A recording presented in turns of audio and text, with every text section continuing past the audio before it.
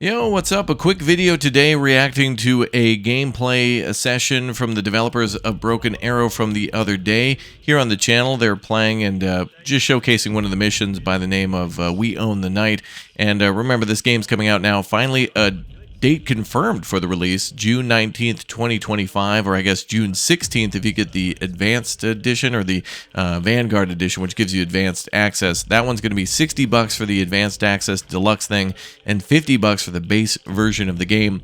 No news at the moment whether or not this one's going to be like a playtest again or a demo before its launch, but I think the development team should do that. But regardless, I've had a good time with all the things we've seen, and we're going to check out the dev. Both of them are going to be talking and discussing kind of the mission and the premise of the game and a few other things, but I think we need to see a lot more Broken Arrow. So if you want to see more too, again, make sure you subscribe to the channel, turn on that notification bell, become a member today, all that good stuff, man, all that YouTube goodness, and yeah, get ready to be locked in for a campaign that's going to span, the United States and Russia, and then maybe other nations will be added, Germany, France, who knows, and of course multiplayer, which will have, I think it's going to be 5v5 maximum, but I wouldn't be surprised if eventually we see 6 or 7 or 8, and a lot of people also wanting to do like 2v2s and things like that. No co-op campaign. Also, there will be an editor for the missions within already pre-existing maps, but hopefully they change that in the future. So I'm going to be just talking over all the things that they discussed here. Their audio is kind of low and kind of hard to hear, and but it's still cool to see the mission, and the hype and excitement are certainly real. So again, thank you very much for tuning in today to watch, and let's check out our first look at the mission. Here we go. Alright, so let's get started with this mission. We Own the Night, an American-focused Special Forces mission that seems to be maybe a little earlier in Broken Arrow's campaign. Remember, the campaign is supposed to be a combination of Russian and American missions put together, kind of like how things ended up with the Soviet Assault DLC for World in Conflict, jumping back and forth between the two factions, which I think will be quite interesting to see how that plays out, as the campaign seems to be tied together but in many different areas. Like, for example, Latvia and Kaliningrad are the two that we've been seeing so far, and it's kind of strange to see that play out, because I think it'll not necessarily have you fighting yourself, like, for example, where you may have fought in a previous mission or something like that. Who knows?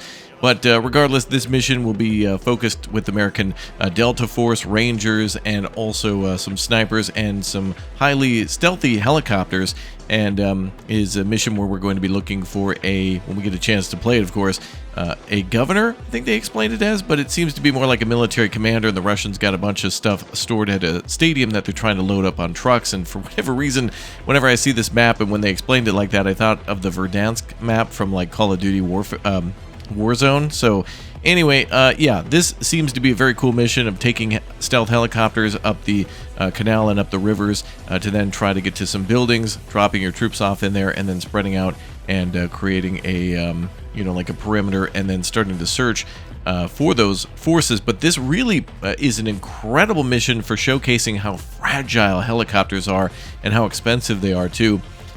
For example, the Comanche helicopter set up in this mission has, I think, 12 Hellfire missiles and 30mm ?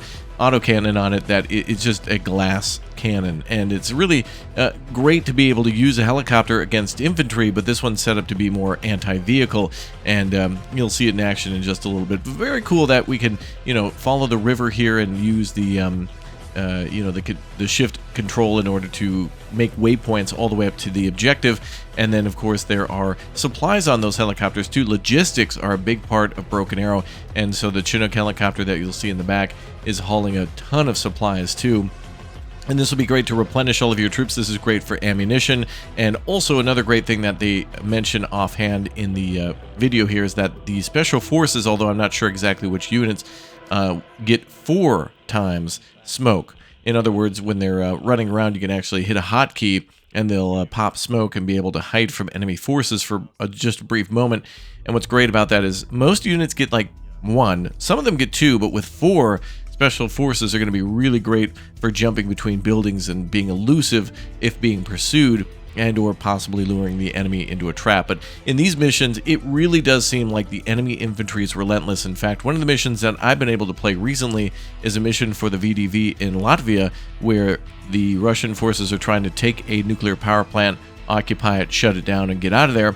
But in order to do that, you need to set up defenses on 2 different fronts, and they just get absolutely slaughtered. And these are troops that are supposed to be, of course, armed with ATGMs, anti-tank, anti-aircraft, and infantry on infantry violence is very difficult without some sort of support. Without artillery, without helicopters, without some sort of off-map strike, it's incredibly difficult. Now, a great thing about the campaign, too, is that there are aircraft and, of course, ships that will take off from aircraft that will take off from the ships, and the ships also capable of firing cruise missiles, which is something I wish we could have seen here. Maybe a submarine firing a missile, but of course it wouldn't have come this close to the shore. Later on, we'll see some missiles in action, but for now, U.S. forces are moving up the river. They're spotted, and they're going to have to quickly deploy to where they believe the let's just call them the VIP is, right? The person of interest, whatever you want to call them. The target building there is needing to be captured, secured, held, and then the perimeter around it is also going to be held too. Now, there is the possibility of dropping troops on top of buildings in this game, but I think it's risky, and I think this person playing too thinks it's risky, because the number one thing you more than likely want to do is, especially with high-rise buildings, use the opposite side of the building to kind of cover you. Usually when you're deploying troops, you'll have a force approaching you, and so no better idea than to try to drop your troops behind them as they approach, or behind the building as they approach, so that way your troops can then jump into the building and start returning fire, with the chopper having a minimal exposure to fire. And these, again, are all glass cannons. They're going to try to use like the helicopters here and their miniguns to try to shoot at the enemy, but they seem vastly ineffective. You know, a Black Hawk with a minigun firing at a small squad, it seems to just almost take 90 to 95% damage and or getting shot down. Like, there's really no survival rate for a infantry squad versus a helicopter. And I guess that's kind of a good thing, because when you bring in a large group of troops, there are going to be a lot of helicopters, and of course when you're bringing in infantry, it's going to be in large numbers, so those helicopters would be almost overpowered if there were too many of them, and if they were too powerful for infantry to shoot down. So, and in this mission, we do see Motostreliki with a lot of Igla shoulder launchers, 2 man pads there that will fire at the helicopters. So everything's vulnerable. There's killer eggs here. There's, you know, the Black Hawks. There's the Chinook, and also I believe there'll be a, not an Osprey, but something else that shows up too. Oh, the Comanches as well, I believe, get damaged and or destroyed. But you'll have to kind of see how this all plays out here. One of the missions in this mission, too, is you've got your main objectives, your secondary objectives, and then you've also got some extra challenges. And one of those challenges is to complete the mission without losing a chopper. Now, for a short mission like this, just 20 minutes, it is completely possible to do. And in the upper right corner, those arrows pointing forward and backwards and using slow-mo and pausing, I think, are an absolute necessity here. In multiplayer, you've got a lot of people looking at the battlefield at the same time, and so they can all advise each other and or assist if a friendly unit is at risk of death, or if there's an opportunity to do more damage to the enemy or point out some enemy movement. Many people looking at the same battlefield at the same time almost makes it near impossible, if not impossible, for the enemy to sneak by. But here, as you're zooming in and trying to offload troops and trying to move things around, it's going to be a huge margin of error, because, of course, you can only have your mouse cursor in one place at one time, and so you can only control one squad, one helicopter, tell one unit to get into one building, that kind of thing. And but regardless, it's very cool to see a Special Forces mission, and I hope we get a couple more. There is a mission as well featured on the channel about us taking an airfield, and that does feature STT, or Special Tactics teams, and I think there's also some other Special Recon in there and other recon units that might only be used by these Special Forces. And in these missions, it's also entirely possible for us to see maybe the Marines coming in as well as Special Forces, depending on what's going on. They do explain that some of the forces on the outskirts of the city, American forces are starting to attack to draw those forces away from these buildings to try to distract them. So it is entirely possible that you'll be commanding, you know, U.S. Army soldiers on the ground, like Rangers and Marines and, I don't know, B-52 all at the same time, depending on what the mission calls for. But again, a really great mission, I must say, like a great setup of what does feel like an old school RTS mission, which is very cool. I don't know, I like it. Now, another thing to be focused on here too is that I don't think we can change our modify our loadouts before going into battle, and I think that would be an amazing thing for this game, would be to be able to customize your units before going into battle. And you know, sometimes you're just given whatever and are supposed to make do, and that's a big part of battle.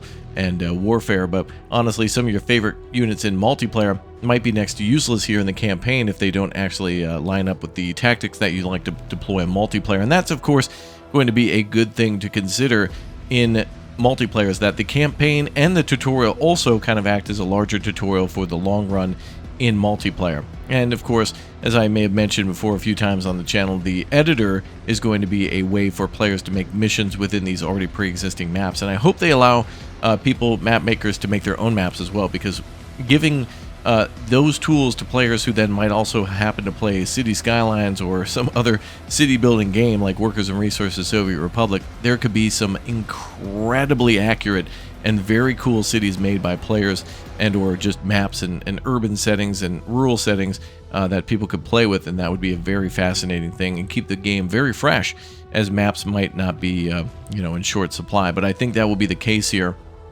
Now, another thing that they showcase here in the mission a little bit later will be laser designation for some missiles too, and I think the ground forces, all of these ground forces, Delta and like the Rangers, I think they're all capable of laser designating some targets.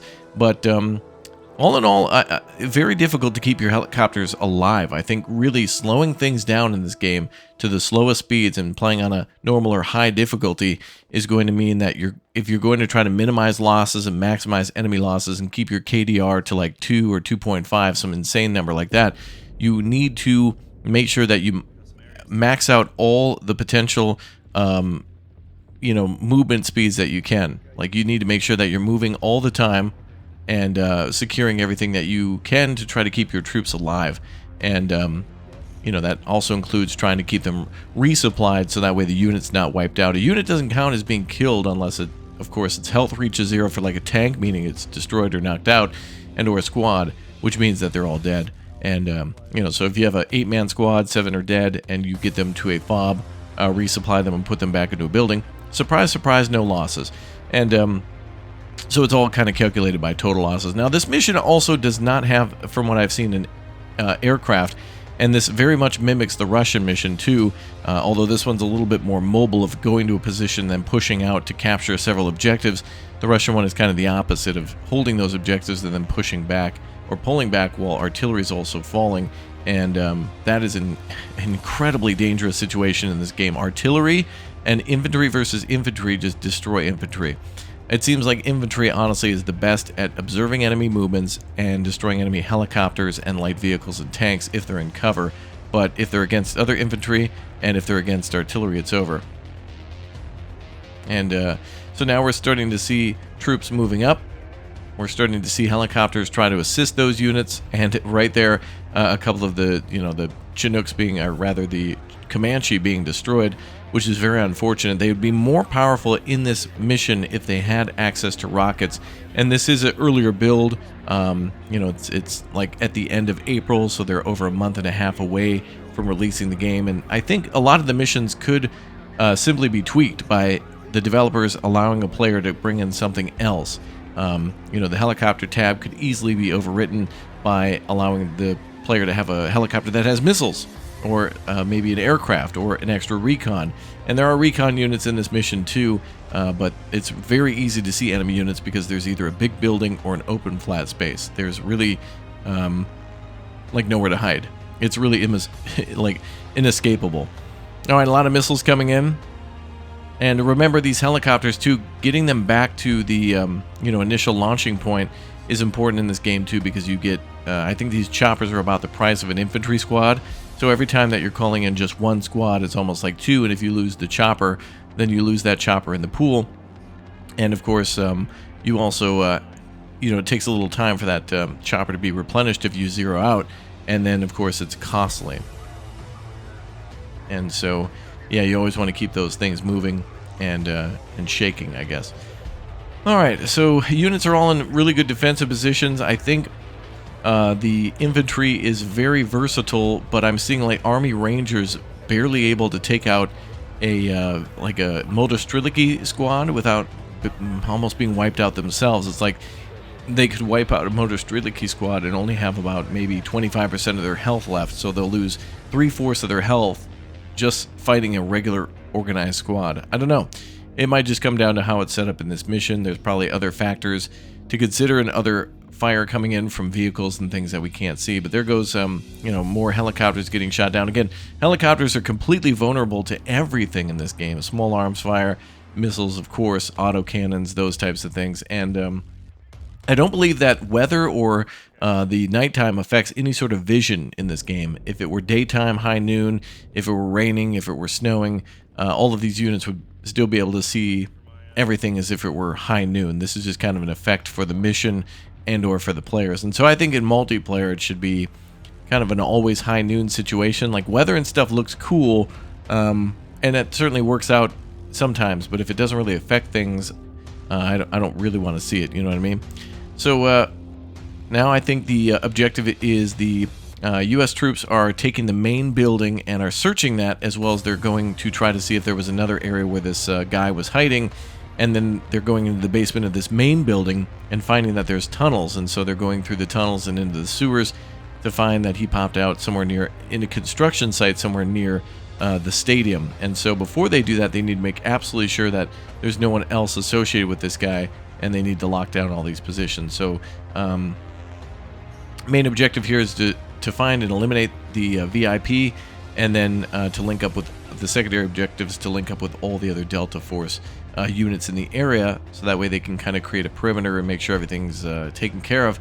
And then once that's complete, go to, I guess, escape, but there's no escaping in this mission. Once the guy is dead, there's not going to be an evacuation, which is weird. Some of the missions don't have you pulling out, so I think maybe perhaps this could be continued in the next mission. Like maybe the next mission will be it's morning and these American forces are still here and they're waiting for further orders. Like maybe it's part of an invasion. Like step one is to go in and find the commander, eliminate him, and take out some vanguard forces, and then further on, lock the area down and make way for tanks and troops and other things to enter the city. Maybe. I mean, that could be. But I do remember some of the early missions from World in Conflict, which were great, which took about maybe 20 minutes or so.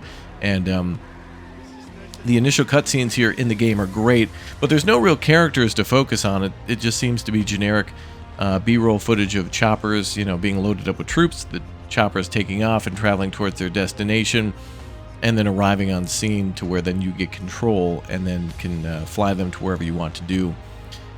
Just that. But regardless, yeah, every single helicopter is going to be like an absolute liability. So airborne players are going to have to really work hard to bring up all their units, and that's, I think, why a lot of players have enjoyed doing the paradropping. And paradropping in this game for airborne, that's been fun because, of course, you can get a lot of troops off, and sometimes it's hard for them to shoot down those aircraft. They will need some larger missiles to do that, but with helicopters, they're very much in your face, and again, very difficult to have the helicopter get close yet protect itself. There's no real way to do that. So I guess that's why it's one of the main objectives of this mission, is to not lose a chopper. And there's a few sporadic enemy vehicles here and there. For the most part, it's motor strelicky and assault engineers too, which is bad if they get inside of a building. That's going to be instant death for them. So it's almost like they're fighting riot forces or juggernauts outside, which is bad. Alright, and then forces are continuously moving around. And when objectives are complete, you more than likely want to consolidate everyone around the same area so they can protect each other and especially move towards a fob where they can resupply. But the chopper losses are brutal in this one, and I can imagine there's going to be a few missions where it's going to be difficult to keep transports alive. And yeah, obviously a ground transport is more than likely going to survive a lot longer. I think smoke from like a BMP or something along those lines is way more capable of protecting the vehicle than flares from a helicopter. Helicopter flares are automatic, but smoke from a vehicle or artillery or from a unit, like a infantry unit, is manual. It's a special ability that you can use. So it'll be cool to see how players combine that together further in multiplayer, which I am looking forward to. Again, remember, this game will have multiplayer at launch. This will have the single-player campaign at launch as well. Hopefully we get some co-op stuff, but I haven't heard anything about it. And again, remember, the Vanguard version for $60, the standard version for $50, and then, of course, pay us more and we'll give you 3 days early access, which, yeah, that's like the only bonus in that version, truly. So I think it's a little on the higher price, but again, we talked about that at the start. So regardless, all of these maps that I think are in the campaign are also going to be present in the multiplayer, and it is cool that we're not using all of the maps. Like, not every single operation is going to take place in every single part of a major city, and then this one they are pretty clever with having you move around. And one of the mission objectives here towards the end is to try to eliminate the VIP, and instead of using a missile, is to snipe him, which is kind of reminding me a bit of the Chernobyl mission from Modern Warfare 4, where you go in there to Pripyat and eliminate Zakayev and shoot the arm off and do all that famous stuff, which is really cool. But the missions seem very fun. I'm glad that they're all a little different. We've seen maybe about 8 of them now, 6 to 8 of them that I can recall off the top of my head, and so I'm wondering how long this campaign will be. Maybe, I don't know, I'm hoping for like 20 missions where maybe 5 of them are kind of a little slower, smaller scale, so you get to use those special forces and zoom in on them. Otherwise, they kind of fade into the background because they just become another infantry unit in this game, for example. When you're using Army Rangers or Delta Force on a large-scale invasion, they're just going to become like a harder-hitting infantry force, but obviously they would be used individually if this were like a, like some sort of a full-scale preparation for a military invasion, that kind of thing. If this were a surgical strike to prepare for that, then it would be a little different, which it does seem to be now. All right, now they're getting ready to go over to, the stadium, and they spotted this guy.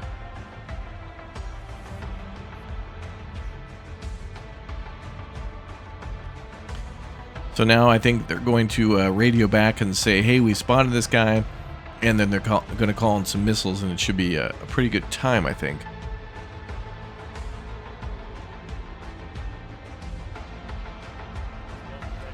And this guy is zipping around in a truck, so he's going to be a little difficult to hit. So you need to either laser designate. I think they're going to go out with a big boom on this one, but, the sniper's 50 cal anti-material rifle could take out the vehicle that he's in, and maybe him as well. So a couple of, I think they're going to, I don't know if they're HIMARS or what. They're going to hit him with some sort of double missile hit, and of course laser designation will do a good job with that. And their presentation on this has been quite good for seeing showing these missions, but I hope Slytherin does one more last final event. I think in May, maybe it is, the publisher does like a big event where they showcase all their games coming up for the year. And a lot of these publishers do a thing in the summer. We have Summer Games Fest and all these other things that are showcasing new and upcoming games. And publishers oftentimes are doing their own thing where they're showcasing, hey, here are 5 games that we're working on. 3 of them are coming out this year, 2 of them are coming out next month or whatever.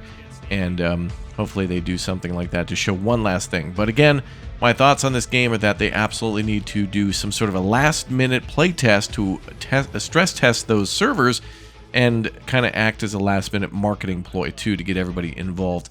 So hopefully the weekend before this game is released on June 19th, 2025, with those 2 editions I mentioned, hopefully they give everybody a chance to play. It'd be very, very cool. Now, overall, I think the missions are fun and innovative and somewhat short for what we're seeing. On the other hand, the American mission that I played with the airfield was one of the longest yet, and having to have a lot more thought process put into it, but very much like World in Conflict in timing your attacks against enemy counterattacks. And when you're trying to hit an enemy defensive position in between enemy counterattacks, and then maybe some sort of other third factor of like enemy aircraft that patrol the area randomly, that gets a little hard. You have to time everything. It almost becomes like playing Commandos at a certain point, where you're getting your units in between patrols and trying to sneak in to eliminate tougher units first, and then take out everybody from the top down. But we're about to see a big old boom, and that should be a good time. And that more than likely is the end of the mission. And then things fade to black, and you get to see the KDR stuff and all the kills, which is also going to be present in multiplayer. So every unit that you've lost, every unit that has killed a lot of enemy units gets showcased, and that's very cool. It lets you know what units were working very well, or which were in a very good place, or which you micromanaged very efficiently too.